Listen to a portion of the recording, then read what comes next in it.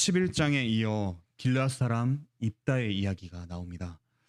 입다는 암몬과의 전쟁에서 승리했지만 잘못된 서원으로 자기 딸을 번제물로 바쳤습니다. 12장은 암몬과의 전쟁과 관련하여 에브라임과 길르앗, 즉 하나님의 백성 간에 일어난 전쟁 이야기입니다. 암몬과의 전쟁 후에 에브라임이 모여서 북으로 갔다고 합니다. 히브리어로 북은 차포온인데 이는 북쪽을 의미할 수도 있지만 여기서는 차포온이라는 지명을 의미한다고 볼 수 있습니다. 에브라임은 암몬과 전쟁할 때 자신들을 부르지 않았다면서 입다에게 따집니다. 그리고 입다와 그 집을 불사르리라고 겁박합니다. 이에 입다는 대답합니다. 에브라임을 불렀지만 에브라임이 응답하지 않았고 여호와께서 입다의 손에 암몬 자손을 넘겨주었다고 이야기합니다. 므낫세 지파의 일부인 길르앗과 또 그 형제 에브라임은 원래부터 사이가 그렇게 좋지는 않았다고 볼 수 있습니다. 에브라임 사람들이 길르앗 주민에 대해서 길르앗은 본래 에브라임에서 도망쳐서 에브라임과 므낫세 중에 거하는 자들이라면서 그들을 무시하곤 했기 때문입니다. 결국 이런 지역 감정이 전쟁으로 번지게 되었습니다. 전쟁은 길르앗의 승리로 끝이 났습니다. 그런데 길르앗은 요단강 나루턱을 먼저 장악하고서 사투리를 통해서 이 도망가는 에브라임 사람들을 무참하게 죽이게 됩니다.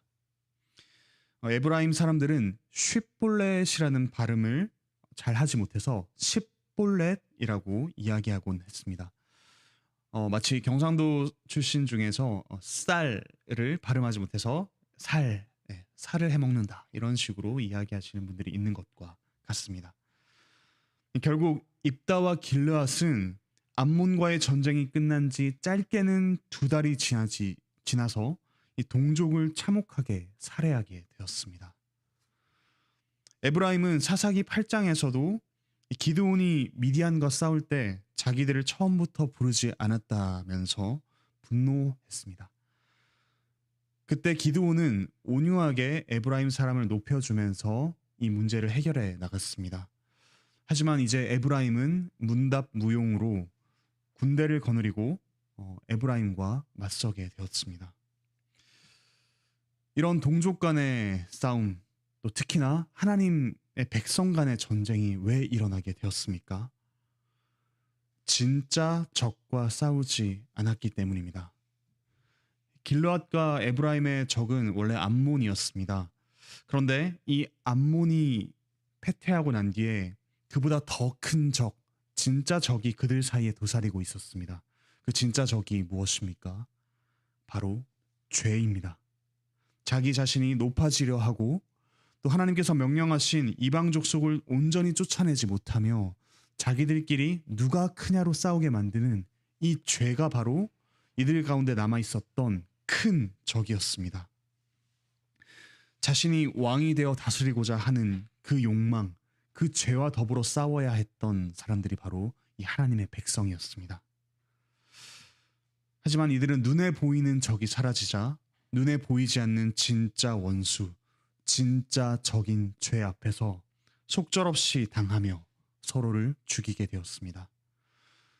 서로가 서로를 공격하는 것이 합당하다며 자기 행동을 합리화했습니다. 이 뒤에 나오는 사사들도 크게 다르지 않습니다.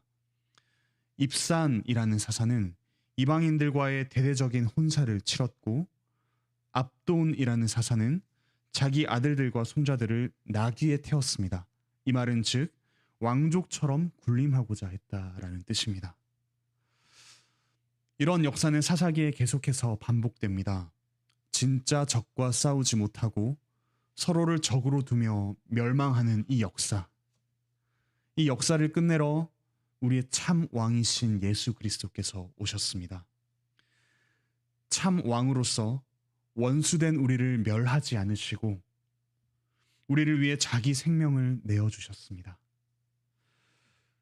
그분을 죽이려는 이들을 용서해 달라고 십자가에서 기도하셨습니다. 그 결과가 무엇입니까? 원수된 것, 곧 중간에 막힌 담을 허시고 화평을 이루셨습니다. 이제 우리는 하나님과의 원수도 아니요 서로의 원수도 아니게 되었습니다. 우리는 원수된 우리를 위해서 자기를 내어주신 그 예수 그리스도를 왕으로 모시며 살아갑니다. 서로에게서 모자라고 또 눈에 거슬리는 부분이 분명히 보이게 될 것입니다.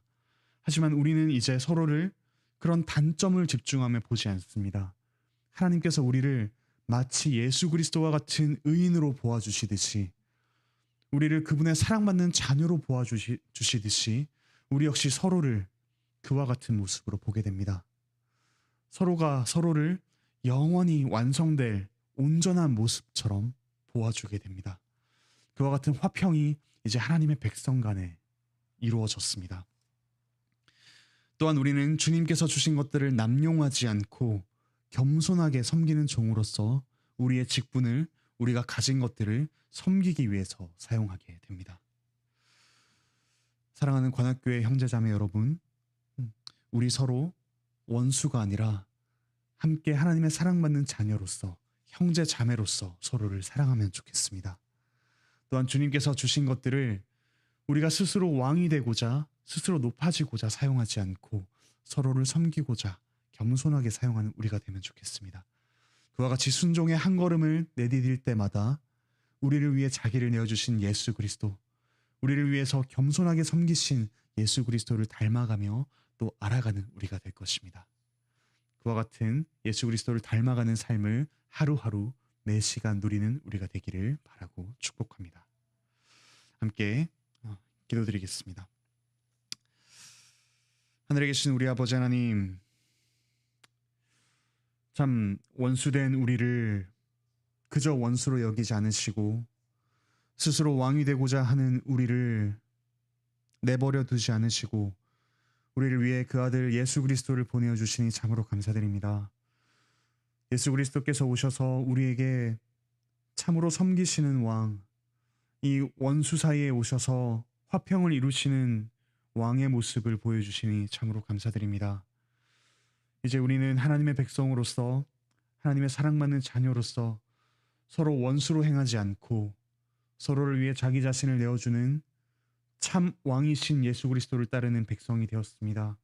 이와 같은 우리의 새로운 정체성을 가지고 우리의 가족을, 우리가 직장에서 만나는 이들을, 우리가 일상에서 만나는 이들을, 또 무엇보다 주님의 몸된 교회에서 만나는 우리 성도들을 사랑할 수 있는 하나님의 백성이 될 수 있도록 하나님 인도하여 주시옵소서.